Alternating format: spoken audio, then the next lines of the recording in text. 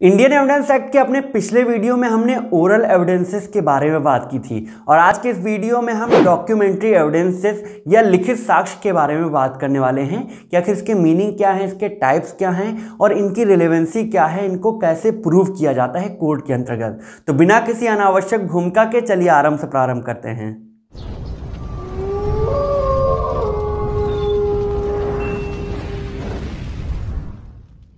सामान्य शब्दों में डॉक्यूमेंट का मतलब वो टेंजिबल फॉर्म के कंटेंट्स होते हैं या वो फिजिकल फॉर्म के कंटेंट्स होते हैं जिन्हें हम देखकर या स्पर्श करके महसूस कर सकते हैं। इंडियन एविडेंस एक्ट के सेक्शन 3 में डॉक्यूमेंट की डेफिनेशन देते हुए ऐसा कहा गया है कि डॉक्यूमेंट का मतलब हर वो मैटर होगा जो कि किसी सब्सटेंस पे, किसी स्टोन पे या फिर किसी पेपर पे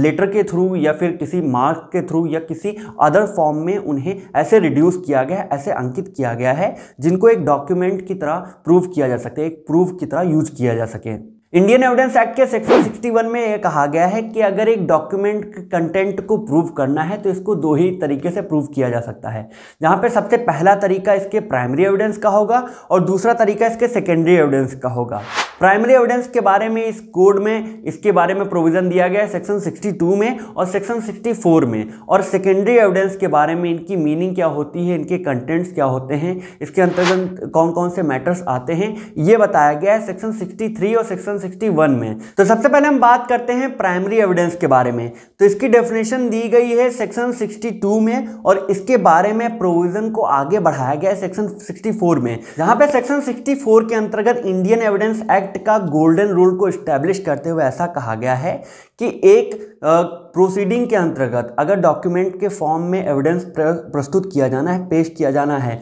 तो उसका बेस्ट एविडेंस हमेशा ही एक प्राइमरी एविडेंस या ओरिजिनल एविडेंस होता है। और प्राइमरी एविडेंस के बारे में इसकी डेफिनेशन दी गई है सेक्शन 62 में, जहां पे 62 में ऐसा कहा गया है कि प्राइमरी एविडेंस से मतलब हर उस डॉक्यूमेंट से होगा, हर वो डॉक्यूमेंट जो कि इटसेल्फ स्वयं से एक ओरिजिनल फॉर्म में इसको रिप्रेजेंट किया जाता है कोर्ट के इंस्पेक्शन के लिए। और वहीं पे इस सेक्शन के एक्सप्लेनेशन में इसके स्कोप को थोड़ा सा और बढ़ाया गया है, जहां पे ये बताया गया है कि अगर कोई कंटेंट, कोई डॉक्यूमेंट जो कि ओरिजिनल डॉक्यूमेंट है वो सेवरल पार्ट्स में आया है, कई पार्ट्स में एग्जीक्यूट किया गया है, तो उसका हर एक पार्ट प्राइमरी एविडेंस माना जाएगा। दूसरे पॉइंट के अंतर्गत अगर कोई ओरिजिनल डॉक्यूमेंट कई काउंटर पार्ट्स में एग्जीक्यूट किया गया है तो उस काउंटर पार्ट का हर एक पार्ट एक प्राइमरी एविडेंस माना जाएगा। और तीसरे पॉइंट के अंतर्गत अगर कोई कंटेंट जो है डॉक्यूमेंट वो एक यूनिफॉर्म प्रोसेस का हिस्सा है, यूनिफॉर्म प्रोसेस से निकला हुआ है, तो वो सारे कंटेंट्स, वो सारे पार्ट्स भी,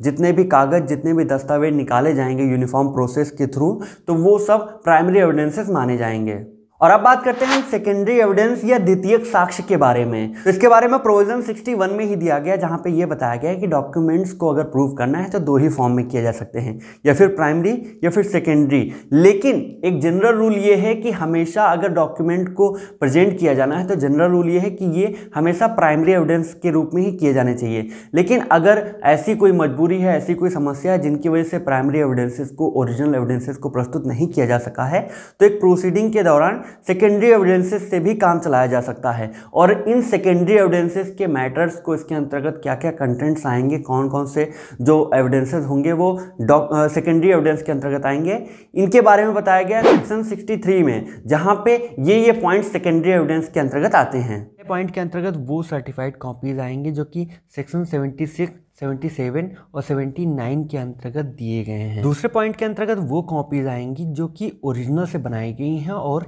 एक मैकेनिकल प्रोसेस के थ्रू बनाई गई हैं और जिसमें एक्यूरेसी इंश्योर की गई है कि हाँ ये एक्यूरेट हैं। तीसरे पॉइंट के अंतर्गत वो कॉपीज जो कि कंपेयर करके बनाई गई हैं ओरिजिनल डॉक्यूमेंट के द्वारा। चौथे पॉइंट के अंतर्गत एक काउंटर पार्ट डॉक्यूमेंट आएंगे जिन्हें उस पार्टी के अगेंस्ट यूज किया जाएगा जिन्होंने इसे साइन करके एग्जीक्यूट नहीं किया है। और पांचवें पॉइंट के अंतर्गत एक ओरल कंटेंट आएगा जो कि किसी डॉक्यूमेंट के बारे में होगा और ये उस व्यक्ति के द्वारा होना चाहिए जिसने इसे देखा है।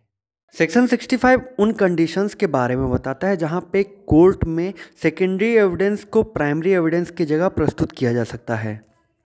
पहले पॉइंट में अगर ये डॉक्यूमेंट किसी एडवर्सरी पार्टी के पास या अपोजिट पार्टी के पास है या फिर किसी ऐसे व्यक्ति के पास है जो पहुंच से, रीच से दूर है, या फिर किसी ऐसे व्यक्ति के पास है जो कि इन्हें प्रोड्यूस करने के लिए वो लीगली बाउंड नहीं है, तो ऐसी स्थिति में सेकेंडरी एविडेंसेस प्रस्तुत किए जा सकते हैं। दूसरे पॉइंट के अंतर्गत जिस व्यक्ति के अगेंस्ट ये प्रूव किया जाना है उसने अगर किसी ओरिजिनल के कंटेंट को एडमिट कर लिया है, स्वीकार कर लिया है, तो उस कंडीशन में भी सेकेंडरी एविडेंसेस को प्रस्तुत किया जा सकता है। तीसरे पॉइंट के अंतर्गत अगर ओरिजिनल कंटेंट जो है, ओरिजिनल डॉक्यूमेंट वो गायब हो गया है या फिर पूरी तरह से नष्ट हो गया है, डिस्ट्रॉयड हो गया है, या फिर किसी अन्य वजह से उन्हें प्रोड्यूस नहीं किया जा सकता कोर्ट में, तो ऐसी कंडीशन में भी सेकेंडरी एविडेंसेस से काम चलाया जा सकता है। चौथे पॉइंट के अंतर्गत अगर ओरिजिनल डॉक्यूमेंट उस कंडीशन में है, मान लीजिए किसी पूरा पाषाण काल के किसी पत्थर पर लिखा हुआ है, तो ऐसे कंटेंट को मूव नहीं किया जा सकता, तो ऐसी कंडीशन में भी सेकेंडरी एविडेंसेस से, उसकी फ़ोटो से, पेंटिंग से, उसके फोटोग्राफ से